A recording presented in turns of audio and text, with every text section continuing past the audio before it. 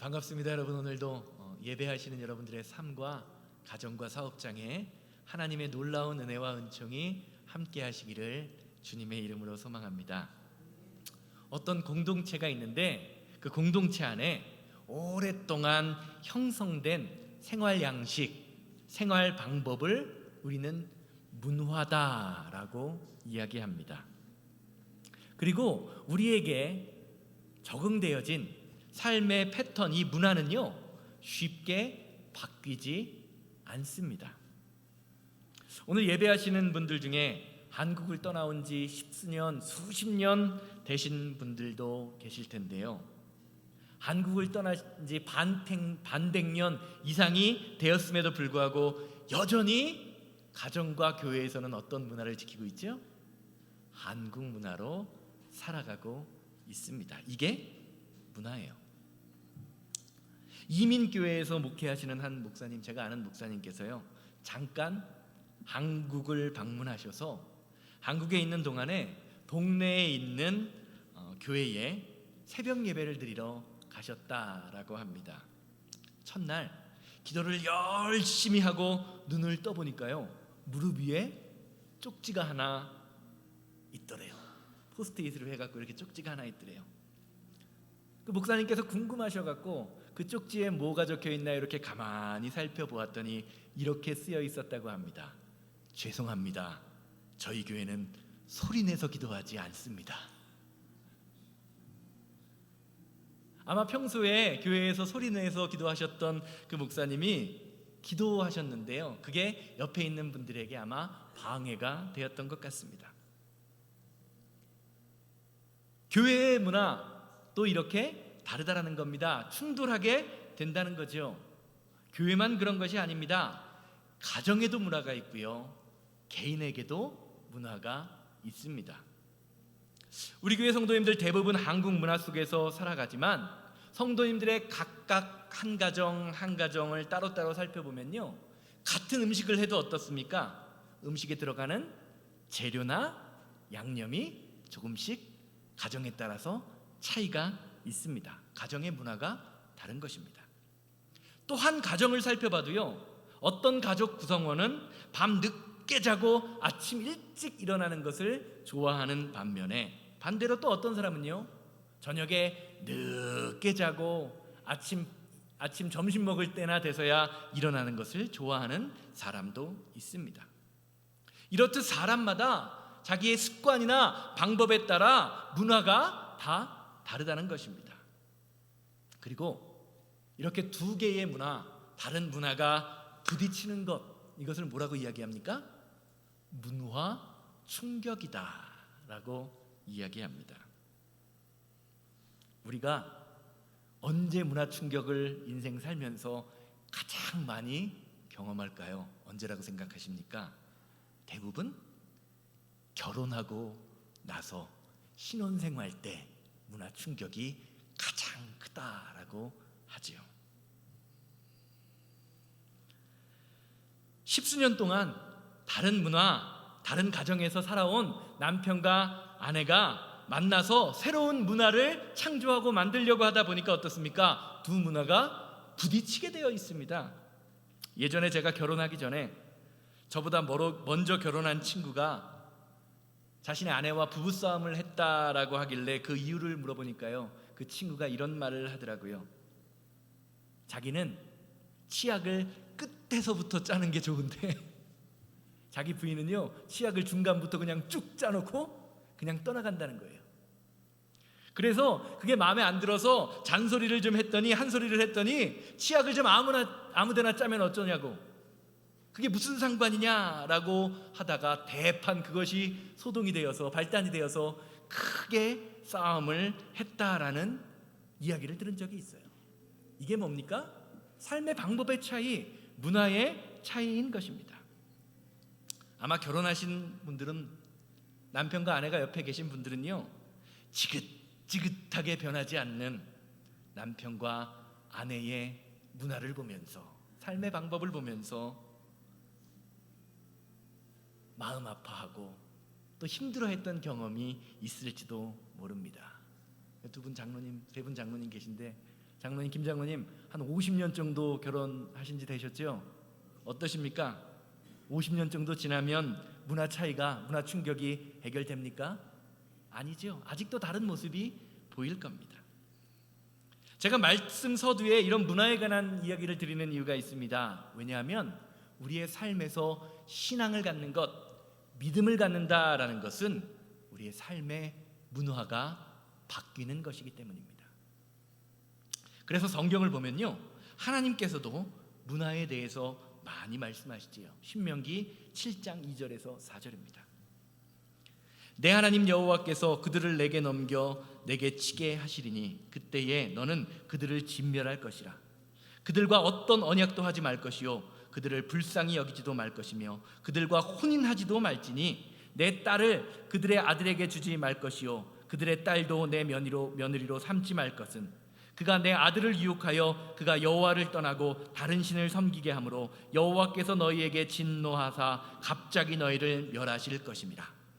오직 너희가 그들에게 행할 것은 이러하니 그들의 제단을 헐며 주상을 깨뜨리며 아세라 목상을 찍으며 조각한 우상들을 불사를 것이라. 사랑하는 여러분, 우리가 하나님을 믿는 신앙, 믿음을 갖게 되었다면 믿음만 갖게 되는 것이 아닙니다. 우리의 삶의 문화가 바뀌는 것, 삶의 방법이 바뀌는 것, 그것이 진짜 신앙인의 모습입니다. 그래서 하나님께서는요, 이스라엘 백성들에게 가나안 땅에 들어갔을 때 가나안 백성들의 문화와 그들의 신들에 젖어 살 것이 아니라 너희가 그들의 삶의 방법, 문화를 바꾸라라고 명령하고 계십니다. 사랑하는 여러분, 신앙생활은 우리가 전에 가졌던 세상 문화가 하나님의 문화로 바뀌는 것입니다. 우리 안에 이런 일들이 일어나야 한다는 것이지요. 오늘 말씀이 이것을 저와 여러분들에게 알려주고 있습니다.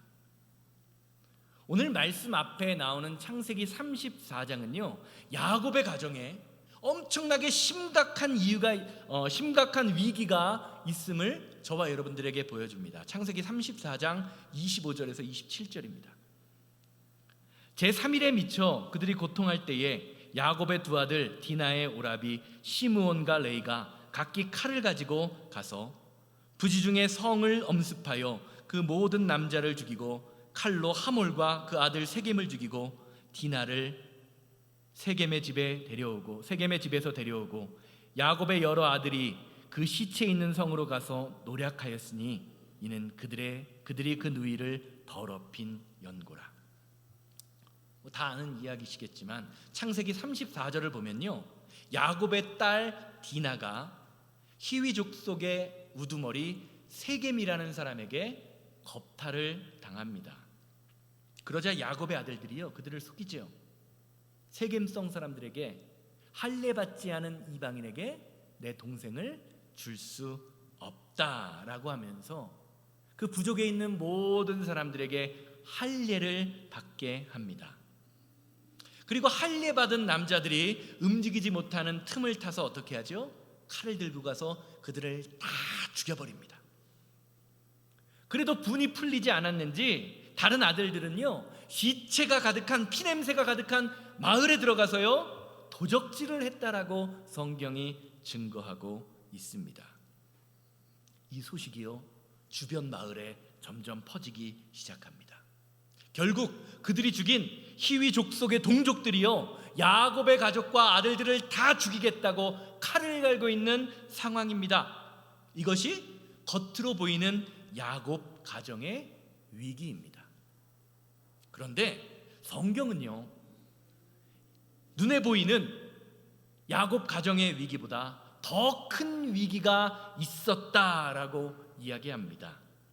이 위기가 시작된 원인이 바로 야곱 가정의 문화라는 겁니다. 삶의 방법이라는 거죠. 34장 1절 말씀 함께 보시기 바랍니다. 34장 1절 말씀을 보면요, 야곱 가정의 위기가 시작된 원인을 다음과 같이 설명합니다. 레아가 야곱에게 낳은 딸 디나가 그 땅의 딸들을 보러 나갔더니 그 땅의 딸들을 보러 나갔다라는 말의 뜻은요, 사귀러 나갔다라는 뜻입니다. 우리말 번역에는 단순히 구경 나갔다라는 말처럼 보이지만 사실은요, 디나가 가나안 문화에 대한 동경과 그 사람들에 대한 그 닮고 싶은 유행을 따라가고 싶은 마음이 있었다라는 것이지요. 창세기 28장을 보면요, 야곱은요 베델에서 하나님을 만나고 하나님께 다음과 같이 서원하죠. 28장 22절이에요. 내 기둥으로 세운 이 돌이 하나님의 집이 될 것이요 하나님께서 내게 주신 모든 것에서 10분의 1을 내가 반드시 하나님께 드리겠나이다 하였더라. 야곱은요, 형을 속이고 외삼촌의 집으로 터덜터덜 가고 힘들게 있던 그 광야의 한가운데에서 하나님을 만납니다. 그리고 하나님께 서원합니다. 내 고향, 아버지의 고향으로 무사히 돌아오게 하시면 베델에서 세운 이 기둥이 하나님의 집이 될 것입니다 라고 이야기하지요. 그리고 하나님의 은혜로 말미암아 그 약속대로 야곱은 다시 아버지의 집으로 돌아옵니다. 그런데 야곱은요, 그 약속을 완전히 잊어버립니다. 야곱의 이런 상황을 설명하는 것이요, 창세기 33장 17절에서 20절 말씀입니다. 보세요. 야곱은 숫곳에 이르러 자기를 위하여 집을 짓고 그의 가축을 위하여 우리간을 지었으므로 그 땅의 이름을 숫곳이라 부르더라. 야곱이 밧단 아람에서부터 평안히 가나안 땅 세겜에 이르러 그 성읍 앞에 장막을 짓고 그가 장막을 친 밭을 세겜의 아버지 하몰의 아들들의 손에서 백크시타에 샀으며 거기에 제단을 쌓고 그 이름을 엘엘로헤 이스라엘이라 불렀더라. 20절에 나오는 엘헬로헤 이스라엘이라는 말의 뜻은요, 이스라엘의 전능하신 하나님이라는 뜻입니다. 그런데 말씀 잘 보세요. 17절 말씀부터 보면요, 계속해서 야곱이 어떻게 하고 있죠? 자기를 위하여 집을 짓고 있다라고 성경은 이야기합니다. 야곱은요, 자신을 위한 집을 짓고요, 자신이 원한 곳에 제단을 쌓은 사람입니다. 그러고 뭐라고 이야기하고 있죠? 전능하신 하나님이라고 선포하고 있습니다. 이제 야곱의 삶에요, 베델에서 하나님께 전을 쌓아 하나님께 영광을 돌리겠다는 그 약속은 사라지고 없습니다. 왜냐하면요, 루스 땅, 하나님을 만났던 그 베델은요, 아무것도 없는 사막입니다. 그런데 지금 야곱이 머무르고 있는 숫곳이라는 곳은요, 양과 염소를 치기 좋은 풀과 초장과 물이 있는 곳이었기 때문입니다. 하나님의 가문에 있는 약속과 하나님의 가문의 문화가 세상에 영향을 미쳐야 되는데, 야곱의 삶의 방법은요, 반대로 하나님의 가문이 세상의 환경에 영향을 받고 그 문화를, 세상의 방법을 따라가고 있는 것입니다. 그러다 보니까 어때요? 세겜 사람들이요, 원래는 하나님의 사람, 하나님의 가문은 어떤 사람인가라고 야곱의 가정에 그의 문화를 배우고 그들의 삶의 방법을 배우려고 와야 하는데, 반대로 야곱의 가족들이요, 세상에 기웃기웃거리면서 그들과 사귀려고 했다라는 모습을 성경이 말해주고 있는 것입니다. 또 야곱의 아들들이요, 복수하는 방법을 보세요. 당시 성경이 말하는, 그리고 세상이 요구하는 방법보다 훨씬 더 잔인한 방법으로 복수하고 있습니다. 사람이 다 죽어 시체밖에 없는 마을에 들어가서요, 그 시체 가운데 있는 금과 보화를 훔쳐나오는 모습이 그들에게 나타나고 있는 것입니다. 쉽게 말하면 지금 야곱의 가족의 모습에는요, 하나님을 이스라엘의 전능하신 하나님이라고 고백하고 있기는 하지만 그들의 삶은 하나님의 약속과는 전혀 상관없는 삶의 문화 방법들이 드러나고 있음을 성경은 지적하고 있습니다. 사랑하는 여러분, 성도가 된다는 것은요, 문화가 변하는 것입니다. 그리고 문화가 변하는 삶이란 삶의 방법과 기준이 바뀌는 것입니다. 야곱은요, 입술로는 하나님은 전능하시다, 나의 하나님이시다라고 고백합니다. 그러나 그의 삶은 그렇지 않습니다. 여전히 세상을 바라보며 세상의 방법을 따라가고요, 세상의 아름다움을 추구하고 있습니다. 하나님께서 바라보신 문제가요, 바로 이것입니다. 이러한 배경을 바탕으로요, 오늘 본문 말씀 1절을 다시 한번 보시기를 바랍니다.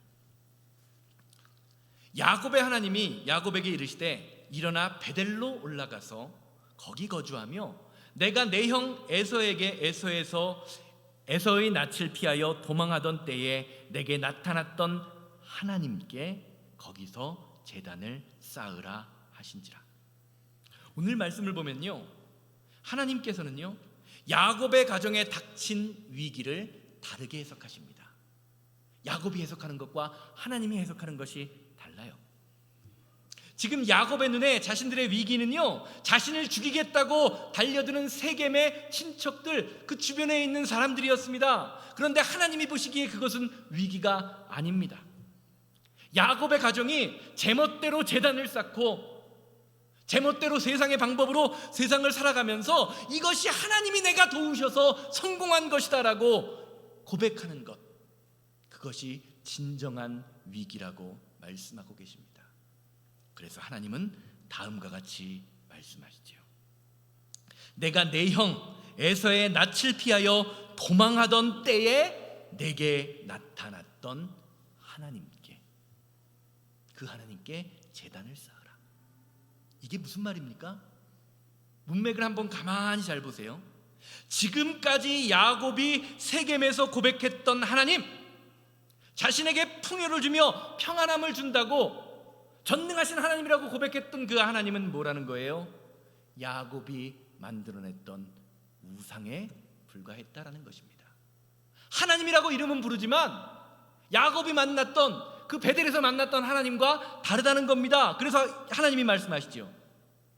내가 내 형 에서의 낯을 피하여 도망하던 때에 내게 나타났던 그 하나님께. 사랑하는 여러분, 우리가 하나님을 찬양한다고, 하나님을 예배한다고 해서요, 그 하나님이 진짜 하나님이 아닐 수도 있음을 성경은 말해주고 있습니다. 이 시대가 교회를 바라보면요, 교회가 많이 지탄받고 있습니다. 그 중에 여러 가지가 있지만 교회가 지탄받고 젊은이들이 교회를 떠나는 이유 가운데 하나가 무엇입니까?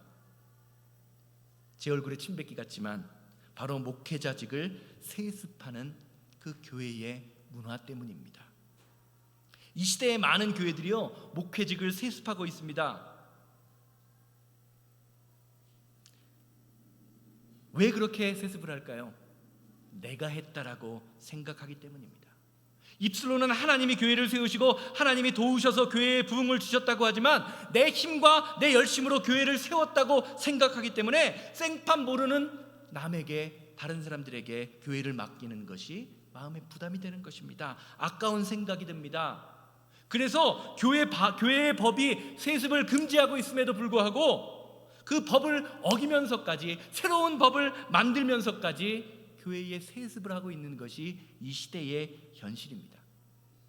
한국에 있는 100대 교회들, 1위부터 100위까지 큰 교회들 100개 교회 가운데 중에 90개 이상이 세습을 하고 있다고 합니다. 이게 한국 교회의 문화입니다. 그러면서 공통적으로 하는 말이 있어요.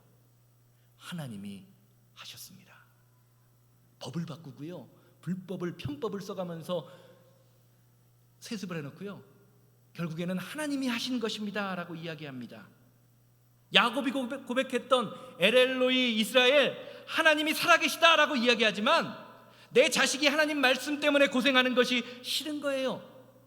결국 교회 스스로 하나님보다 세상의 방법을 의지하고 있음을 증명하는 꼴이 되고 있는 것입니다. 오늘 본문 말씀의 야곱도 마찬가지지요. 야곱은요, 하나님을 전능하신 하나님이라고 고백하고 있습니다. 그러나 그의 가정은 세상의 문화를 따라가고 있습니다. 그래서 하나님은 뭐라고 말씀하시죠? 베델로 돌아가서 거기서 제단을 쌓아라. 왜냐하면 베델이라는 곳은요, 야곱의 어리석음으로 인해서, 거짓말로 인해서 그의 인생이 무너졌을 때 하나님께서 찾아와 그의 인생을 회복시켜 주시고 어루만져 주셨던 곳이기 때문입니다. 사랑하는 여러분, 성도는요 베델의 은혜를 기억할 수 있는 사람입니다. 그리고 그것이 저와 여러분들의 삶의 방법, 문화가 되어야 합니다. 여러분, 어디서 하나님을 만나셨습니까? 여러분의 베델은 과연 어디입니까? 그렇다면 그 베델의 사건을 통하여 여러분들의 삶과 가정에 어떤 변화가, 어떤 문화가 새로 생겨나셨습니까? 설교 초반에 말씀드렸지만요, 문화는 그냥 생기지 않습니다. 충격이 있고 부딪힘이 있습니다. 야곱의 가정도 마찬가지입니다. 35장 3절에서 4절 말씀 보세요. 우리가 일어나 베델로 올라가자. 내 환난 날에 내게 응답하시며 내가 가는 길에서 나와 함께 하신 하나님께 내가 거기서 제단을 쌓으려 하노라 하매, 그들이 자기 손에 있는 모든 이방 신상들과 자기 귀에 있는 귀고리들을 야곱에게 주는지라. 야곱이 그것을 세겜 근처 상수리 나무 아래에 묻고. 자신의 문제, 하나님께 쌓여야 할 제단이 제대로 쌓여 있지 않다라는 것을 깨달은 그 야곱은요, 이제 자신의 힘으로 문제 해결하는 것을 멈췄습니다. 그리고 그의 가정을 돌아보았습니다. 그러자 그에게 이전에는 보이지 않던 우상들이 보이기 시작합니다. 쉽게 말하면 하나님을 찬양한다, 하나님을 예배한다, 하나님이 나에게 가장 삶에 가장 전능하신 분이다 라고 하면서 여전히 그의 삶에, 그의 가정에는 우상을 움켜쥐고 있었던 것입니다. 그게 보이기 시작하는 것입니다.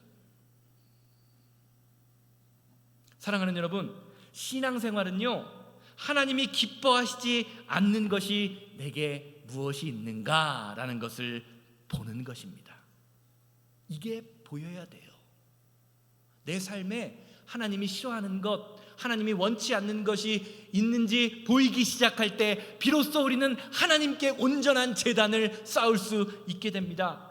야곱을 보세요. 야곱은 세겜에서 단을 쌓으면서요, 하나님은 전능하신 하나님이다라고 외쳤던 사람입니다. 그러나 그의 가정에 하나님이 기뻐하시지 않는 우상들이, 귀걸이들이, 세상 것들이 여전히 자리 잡고 있었습니다.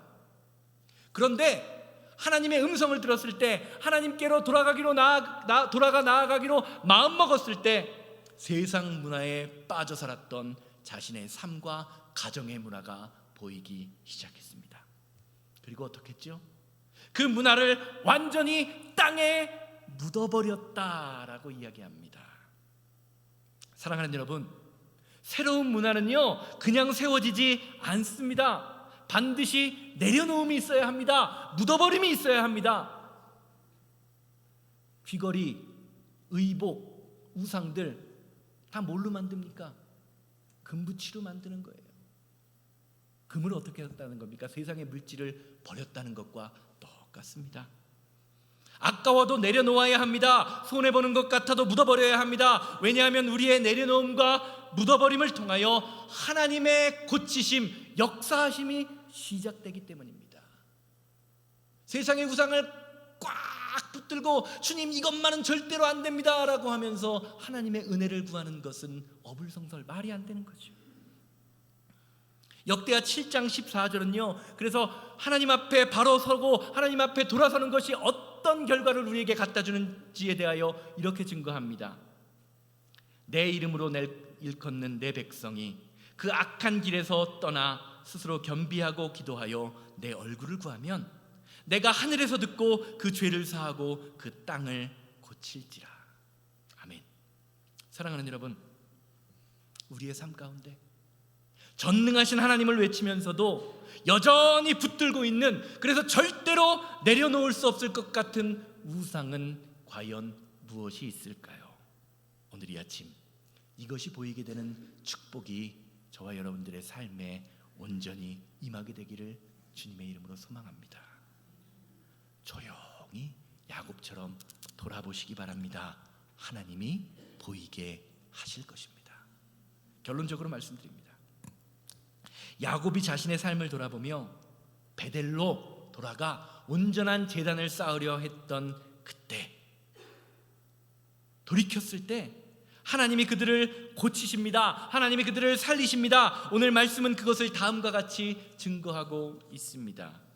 그들이 떠났으나 하나님이 그 사면고울을 크게 두려워하게 하셨으므로 야곱의 아들들을 추격하는 자가 없었더라. 오늘 본문 말씀에서 이방 백성들, 사면고울 사람들이 두려워했던 것은요, 야곱의 가족이 아닙니다. 그들과 함께하는 하나님이 두려워서 야곱을 공격하지 못한 것입니다. 하나님이 두려웠기에 그랬던 것입니다. 이것이 삶의 방법, 삶의 문화가 바뀐 성도의 능력입니다. 뭐죠? 하나님의 지켜주심이 있다라는 것입니다. 세상이 커 보이고 세상이 능력 있어 보이지만 하나님의 능력이 훨씬 더 크고 위대하다라는 것입니다. 이것을 고백하는 것이 믿음이에요. 신앙이에요. 이것을 따라 살아야 합니다. 쉽게 말하면 우리 새생명교회에 하나님이 함께 하시는 것이 보일 때 세상 사람들이 우리 새생명교회를 함부로 하지 못한다라는 것입니다. 저와 여러분들의 삶에 하나님이 함께 하시는 것이 보이기 시작할 때 세상 사람들이 우리를 무시하지 못합니다. 사랑하는 여러분, 우리 교회와 가정의 문화는 어떤 문화입니까?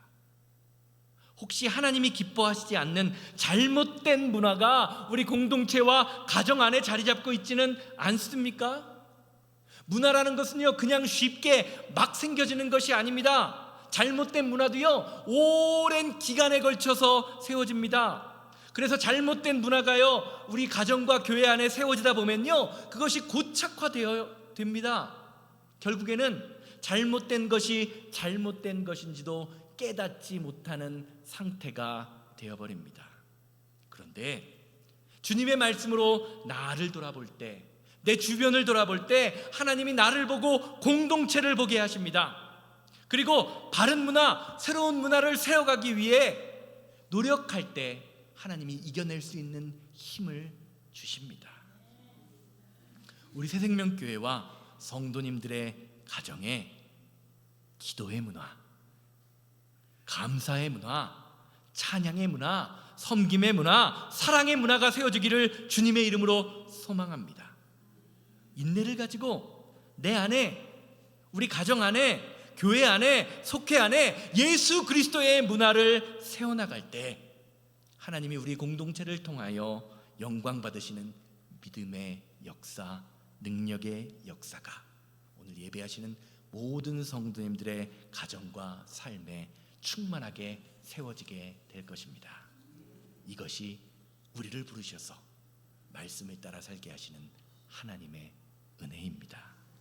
다 같이 자리에서 일어나셔서 이 세상을 살아가는 동안에 부르시고, 주님, 내 안에 있는 잘못된 문화, 세상 것을 붙들며 살아가면서도 그것이 하나님의 것인 것 마냥 하나님이라고 세상을 섬겼던 우리의 잘못된 문화를 볼 수 있는 믿음의 눈을 허락하셔서 하나님의 뜻대로, 하나님의 마음대로 변화되는 믿음의 자녀 되게 하여 주시옵소서. 다 같이 통성으로 기도하고 축도로 예배를 마칩니다.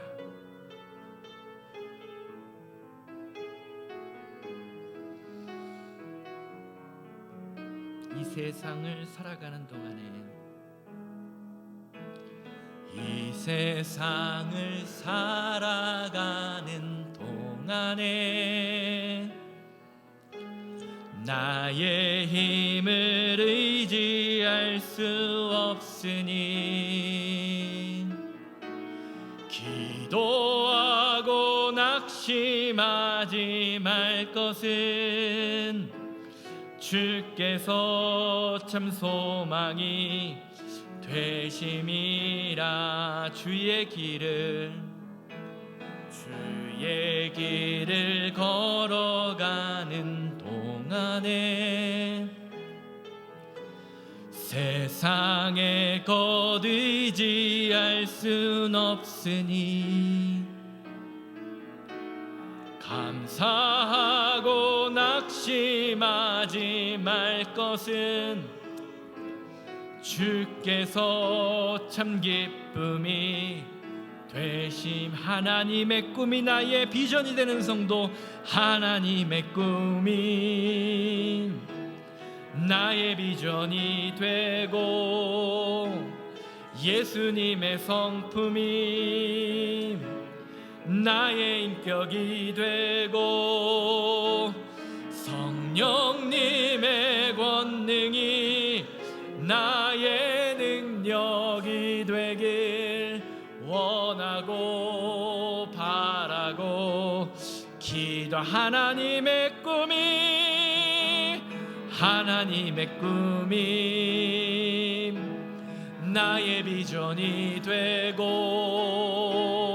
예수님의 성품이 나의 인격이 되고 성령님의 권능이 나의 능력이 되길 원하고 바라고. 이 시간 다 같이 기도하실 때 주님, 세상의 것을 붙들고 하나님이라고 살아왔던 우리의 부족한고 연약한 현실을 바라볼 수 있는 믿음을 허락하여 주시고, 아버지 우리의 삶이 하나님께로 돌이킴으로 문화가 변하고 삶이 변하고 삶의 방법이 변하는 새생명교회, 그리하여 세상이 두려워하는, 세상이 감당할 수 없는 믿음의 사람 되게 하여 주시옵소서. 다 같이 주여 한번 외치고 기도합니다. 주여. 자비롭고 허락하신 하나님, 아버지 하나님, 우리가 세상을 향하여 세상을 닮아가는 모습을 가지고 있으면서도 그것이 하나님이 나를 도우셨다고 착각하면서 살아왔던 부족하고 연약했던 우리의 모습을 기억하여 주시고 예수 그리스도의 은혜와 능력으로 아버지 하나님 정말 예배할 것을 예배하고 감사할 것을 감사하고 찬양할 것을 찬양하는 온전한 기도의 문화, 감사의 문화, 섬김의 문화, 사랑의 문화가 세워지는 새생명교회가 되게 하여 주시옵소서. 하나님이 기뻐하시지 않는 것이 있다면 돌아보는 믿음을 갖게 하시고 잘못된 것을 꼭 끊어버리며 하나님의 것으로 채우는 믿음의 시간이 오늘 예배하는 모든 성도님들의 마음과 가정과 사업장에 온전히 드러날 수 있도록 주님 인도하여 주시옵소서. 하나님의 마음이 나의 마음이 되게 하시고 하나님의 방법이 나의 방법이 되는 믿음의 능력, 믿음의 역사가 오늘 성도하는 모든 성도님들에게 드러나게 하여 주시옵소서.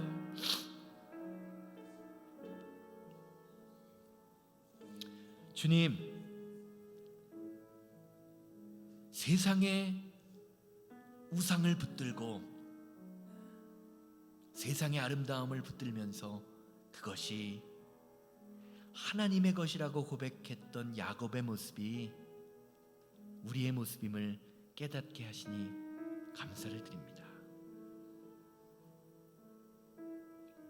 세상에서 뒤처지기 싫어하는 우리, 조금이라도 뒤처지면 도태될까봐 안절부절하지 못하면서 하나님의 방법을 무시했던 우리를 불쌍히 여겨주사 내 삶에서 잘못된 것이 무엇인지, 하나님이 원하시지 않는 것이 무엇인지, 하나님이 기뻐하지 않는 것이 무엇인지를 돌아볼 수 있는 믿음을 허락하여 주시옵소서. 그리하여 우리 가정에, 사업장에, 교회에 예수 그리스도의 문화, 기도의 문화, 감사의 문화, 섬김의 문화, 사랑의 문화가 세워지는 믿음의 교회, 믿음의 가정 될 수 있도록 주님 우리를 불쌍히 여겨주시고 은혜를 더하여 주시옵소서.